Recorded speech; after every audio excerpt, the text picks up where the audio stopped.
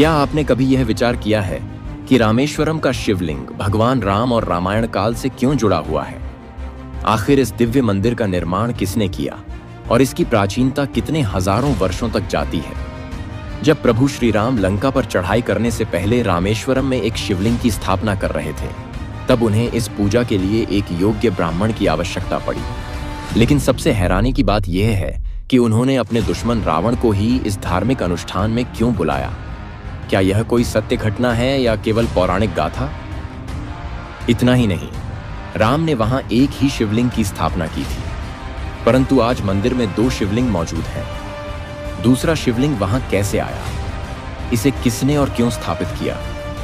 और फिर आता है रामेश्वरम से जुड़ा सबसे चौंकाने वाला रहस्य, राम सेतु। जब नासा ने सैटेलाइट से इस पुल की तस्वीरें जारी की, तो जो रहस्य सामने आया उसने विज्ञान जगत को भी सोचने पर मजबूर कर दिया। क्या यह सेतु इंसानों द्वारा बनाया गया है या फिर यह सिर्फ प्रकृति की देन है? रामेश्वरम का एक और रहस्यमय पहलू है, पानी में तैरते हुए पत्थर। ये पत्थर डूबते नहीं, बल्कि पानी की सतह पर तैरते हैं। क्या ये किसी दैवी चमत्कार का परिणाम है या इसके पीछे भी कोई वैज्ञानिक तर्क है? वैज्ञानिकों ने इन पर कई रिसर्च की हैं, जिनके नतीजे वाकई चौंकाने वाले हैं। और अंत में बात करते हैं मंदिर के भीतर मौजूद 22 पवित्र कुंड की, जो अनोखी कथाओं से जुड़े हुए हैं। हर कुंड का पानी न केवल अलग स्वाद का है, बल्कि उसमें अलग अलग गुण भी हैं। इन सभी कुंडों का संबंध भगवान राम और रावण द्वारा किए गए अनुष्ठानों से जुड़ा माना जाता है। तो आइए इस डॉक्यूमेंट्री में इतिहास, पौराणिक कथाओं और विज्ञान के अद्वितीय संगम को भगवान श्री राम के दृष्टिकोण से समझने की एक रोमांचक यात्रा पर निकलते हैं। रामेश्वरम भारत के तमिलनाडु राज्य में स्थित हिंदू धर्म के सबसे पावन तीर्थ स्थलों में एक है। यह 4 प्रमुख धामों में से एक माना जाता है और भगवान शिव के 12 ज्योतिर्लिंगों में 11वां स्थान रखता है। इसी कारण इसे दक्षिण का काशी भी कहा जाता है। पौराणिक मान्यताओं के अनुसार रामेश्वरम का इतिहास त्रेता युग तक जाता है। यह वही स्थान है जहां भगवान श्री राम ने लंका पर आक्रमण से पूर्व भगवान शंकर की आराधना की थी। रामेश्वरम के गूढ़ रहस्यों और ऐतिहासिक महत्व को समझने के लिए हमें रामायण काल में लौटना होगा, जब प्रभु श्री राम को 14 वर्षों का वनवास हुआ था। अपने वनवास काल के दौरान राम, लक्ष्मण और सीता माता ने कई तीर्थों की यात्रा की। उनकी यह यात्रा अयोध्या से प्रारंभ होकर नंदीग्राम, श्रृंगवेरपुर, प्रयागराज, चित्रकूट, दंडकारण्य वन और फिर पंचवटी तक पहुंची। इसके पश्चात वे दुर्ग, किष्किंधा और लेपाक्षी होते हुए रामेश्वरम पहुंचे। यदि आपको हमारी यह वीडियो रोचक लग रही है तो कृपया एक लाइक अवश्य करें और कमेंट बॉक्स में जय श्री राम तथा हर हर महादेव लिखें। आपका समर्थन हमें और अच्छा कंटेंट बनाने की प्रेरणा देता है। रामेश्वरम के समुद्र किनारे पहुंचने के बाद श्री राम ने लंका विजय से पूर्व भगवान शिव का पूजन करने का संकल्प लिया। सनातन परंपरा के अनुसार किसी भी शुभ कार्य की शुरुआत पूजन और यज्ञ से की जाती है। इस अनुष्ठान के लिए भगवान राम ने हनुमान जी को हिमालय भेजा, ताकि वहां से एक दिव्य शिवलिंग लाया जा सके। हनुमान जी तुरंत कैलाश की ओर रवाना हो गए। इधर पूजन के लिए एक योग्य आचार्य की आवश्यकता थी। जब जामवंत ने बताया कि आसपास कोई उपयुक्त ब्राह्मण नहीं है, तब भगवान राम ने अप्रत्याशित निर्णय लिया। उन्होंने लंकापति रावण को आमंत्रित करने का सुझाव दिया। रावण, जो कि भगवान शिव का महान भक्त और वेदों का ज्ञाता था, इस यज्ञ के लिए सबसे उचित पात्र था। जामवंत रावण को निमंत्रण देने लंका पहुंचे। रावण ने प्रसन्नता से निमंत्रण स्वीकार किया और माता सीता को साथ लेकर रामेश्वरम आया। वहां पहले गणेश पूजन, कलश स्थापना और नवग्रह पूजन किया गया। इसके बाद रावण ने पूछा, शिवलिंग कहाँ है? श्री राम ने कहा, हनुमान जी अभी शिवलिंग लेकर आ रहे हैं, लेकिन शुभ मुहूर्त शीघ्र समाप्त होने वाला था। रावण ने सलाह दी कि विलंब उचित नहीं होगा, माता सीता सागर की रेत से शिवलिंग बना लें। सीता जी ने रेत से शिवलिंग का निर्माण किया, जिसे बाद में रामलिंगम कहा गया। रावण ने विधि पूर्वक पूजा करवाई। पूजन की समाप्ति पर रावण ने दक्षिणा के रूप में भगवान राम से कहा, हे राम, मेरी मृत्यु के समय आप मेरे समक्ष उपस्थित रहें, यही मेरी सबसे बड़ी दक्षिणा होगी। कुछ समय बाद जब हनुमान जी शिवलिंग लेकर लौटे, तब उन्होंने देखा कि पूजन पूर्ण हो चुका है। यह देखकर उन्हें थोड़ी निराशा हुई। तब भगवान राम ने उन्हें आदरपूर्वक समझाया और कहा, जो भी भक्त रामेश्वरम आएंगे वे पहले तुम्हारे द्वारा लाए गए विश्वलिंगम की पूजा करेंगे और फिर रामलिंगम की। यह परंपरा आज भी श्रद्धा से निभाई जाती है। इस प्रकार रावण ने रामेश्वरम में एक पुरोहित की भूमिका निभाई। यह कथा तमिल महाकवि कंबन द्वारा रचित रामावतार में वर्णित है। हालांकि यह विवरण न तो वाल्मीकि रामायण में मिलता है और न ही तुलसीदास जी की रामचरितमानस में।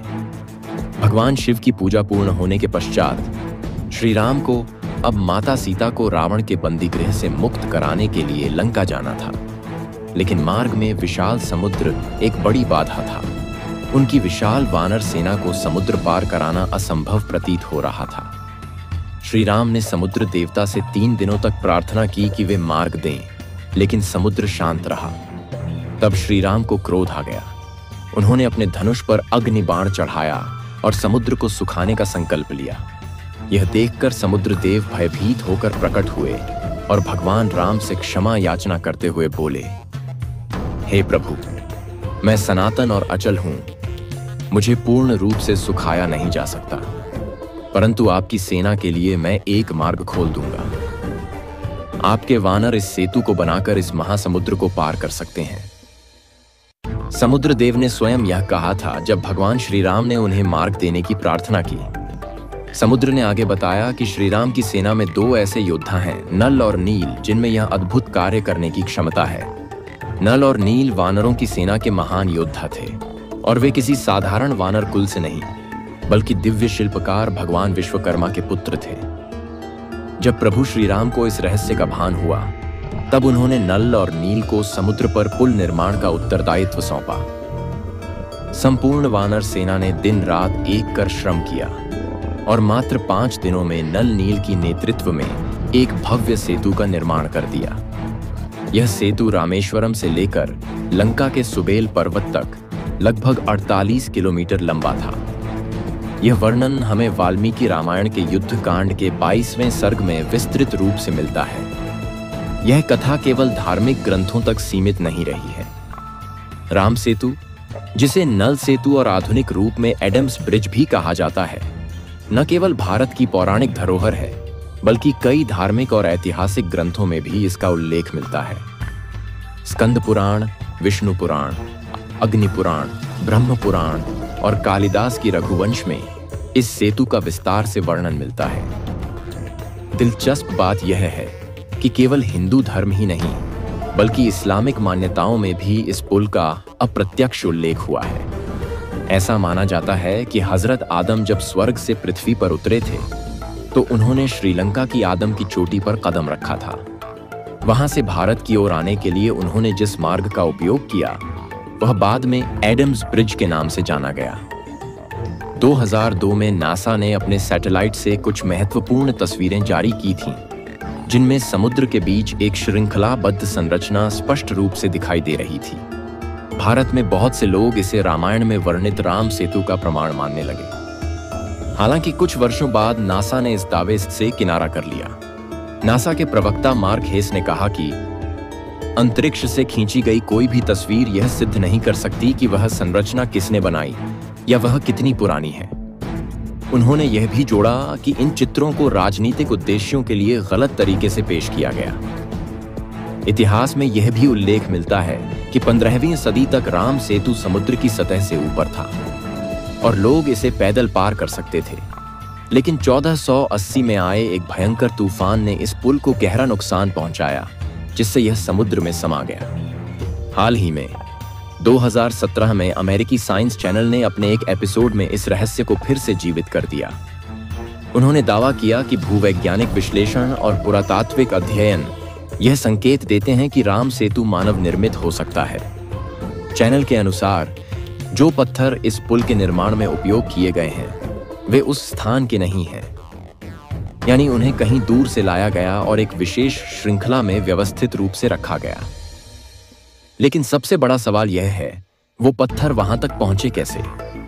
वैज्ञानिकों के अनुसार इन पत्थरों की उम्र करीब 7000 साल आंकी गई है, जबकि जिस रेत पर ये रखे गए हैं वह लगभग 4000 वर्ष पुरानी है।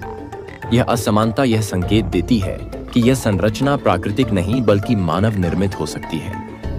यह निष्कर्ष रामायण में वर्णित घटनाओं को एक नई पुष्टि देता है।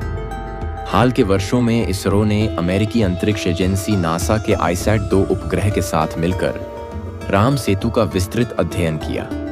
इसे एडम्स ब्रिज के नाम से भी जाना जाता है। इस परियोजना में 10 मीटर हाई रेजोल्यूशन तकनीक का उपयोग कर 2018 से 2023 तक डेटा एकत्र किया गया।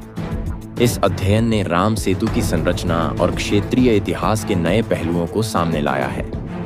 रिपोर्ट के अनुसार राम सेतु का लगभग 98.2% भाग उथले समुद्र में डूबा हुआ है और उस पर लगातार रिसर्च की जा रही है। हाल ही में यूरोपीय स्पेस एजेंसी द्वारा कोपरनिकस सेंटिनल-2 उपग्रह से ली गई एक आश्चर्यजनक तस्वीर ने राम सेतु को एक बार फिर सुर्खियों में ला दिया है। अब वैज्ञानिक इस रहस्यमयी संरचना से जुड़े और भी तथ्य जुटाने में जुटे हुए हैं।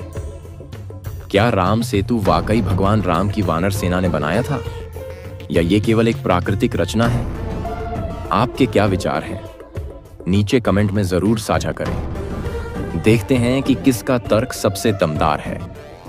सबसे बेहतरीन कमेंट को पिन किया जाएगा। अब चलिए बात करते हैं रामेश्वरम के तैरते हुए पत्थरों की, जो आज भी विज्ञान और श्रद्धा के बीच पुल बनाकर खड़े हैं। कहते हैं भगवान राम की वानर सेना ने समुद्र पर जो पुल बनाया था उसमें इन्हीं पत्थरों का इस्तेमाल किया गया था, जिसे आज हम राम सेतु के नाम से जानते हैं। इन पत्थरों की सबसे बड़ी खासियत यही है कि ये पानी में तैरते हैं और यही इनका रहस्य भी है। वैज्ञानिकों की माने तो ये पत्थर प्यूमिस नाम की ज्वालामुखीय चट्टानों जैसे हो सकते हैं। जब ज्वालामुखी से निकला गर्म लावा ठंडे पानी या हवा से टकराता है तो उसमें फंसी गैसें बाहर निकल जाती हैं। इसी प्रक्रिया में पत्थर के अंदर हवा के बुलबुले बनते हैं जो उसे हल्का बना देते हैं, और यही वजह है कि वह पानी में तैर सकता है।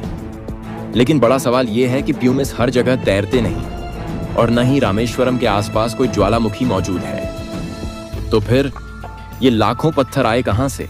क्या वानर सेना वाकई इन अद्भुत पत्थरों को दूर दूर से लेकर आई थी? ये सवाल आज भी वैज्ञानिकों के लिए एक रहस्य है। अब जानते हैं रामेश्वरम के पास स्थित गंधमादन पर्वत की कहानी, जहां से भगवान हनुमान ने लंका की ओर ऐतिहासिक छलांग लगाई थी। मान्यता है कि यहीं से भगवान राम ने लंका विजय के लिए अपनी विशाल सेना का आयोजन किया था। इस पवित्र पर्वत पर बना पादुका मंदिर भगवान राम के चरण चिन्हों की याद दिलाता है और हर भक्त के लिए गहरी श्रद्धा का केंद्र है। अब जरा नजर डालते हैं रामेश्वरम के 22 तीर्थ कुंडों पर। जब भगवान राम माता सीता को लेकर लंका विजय के बाद लौटे तो उन्हें बताया गया कि रावण एक ब्राह्मण था और उसका वध करने पर उन्हें ब्रह्म हत्या का दोष लग सकता है। इस दोष से मुक्त होने के लिए उन्होंने अग्नि तीर्थम में स्नान किया और भगवान शिव की आराधना की। यही नहीं, कहा जाता है कि भगवान राम ने अपने तीरों से इन 22 तीर्थ कुंडों की रचना की। इन कुंडों का पानी समुद्र के पास होने के बावजूद मीठा है।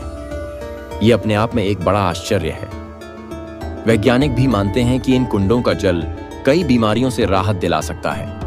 यही कारण है कि स्कंद पुराण में इन कुंडों में स्नान को तपस्या के समान पुण्यदायी माना गया है। लेकिन दर्शन से पहले भक्तों को अग्नि तीर्थम और फिर बैस कुंड में स्नान करना अनिवार्य होता है। यह शुद्धता और साधना का प्रतीक माना जाता है। अब जानिए रामेश्वरम के भव्य रामनाथ स्वामी मंदिर के निर्माण की कहानी।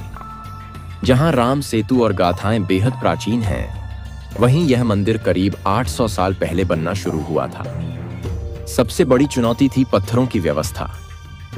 रामेश्वरम के आसपास बड़े पहाड़ नहीं थे, इसलिए ये लाखों टन पत्थर नावों के जरिए दूर दूर से लाए गए। मंदिर की सबसे खास बात है इसका विशाल गलियारा, जो दुनिया का सबसे लंबा गलियारा माना जाता है। मंदिर के ताम्रपट के अनुसार 177 ईस्वी में श्रीलंका के राजा पराक्रम्बा ने गर्भगृह का निर्माण करवाया। बाद में 17वीं शताब्दी में सेतुपति राजाओं और जाफना के राजाओं ने मिलकर इस भव्य मंदिर को आकार दिया। इसकी भव्यता आज भी हर दर्शनार्थी को मंत्रमुग्ध कर देती है। तो यह थी रामेश्वरम, राम सेतु और शिवलिंग से जुड़ी अद्भुत कहानियों और रहस्यों से भरी हमारी खास डॉक्यूमेंट्री। अगर आपको यह वीडियो पसंद आया हो तो नीचे कमेंट करके जरूर बताएं कि आपको कौन सा हिस्सा सबसे ज्यादा चौंकाने वाला या दिलचस्प लगा। चैनल को सब्सक्राइब करना न भूलें और बेल आइकन दबाएं ताकि हमारी अगली रहस्यमयी यात्रा आप तक सबसे पहले पहुंचे। जल्द मिलते हैं एक और चमत्कारी और अनसुने अध्याय के साथ।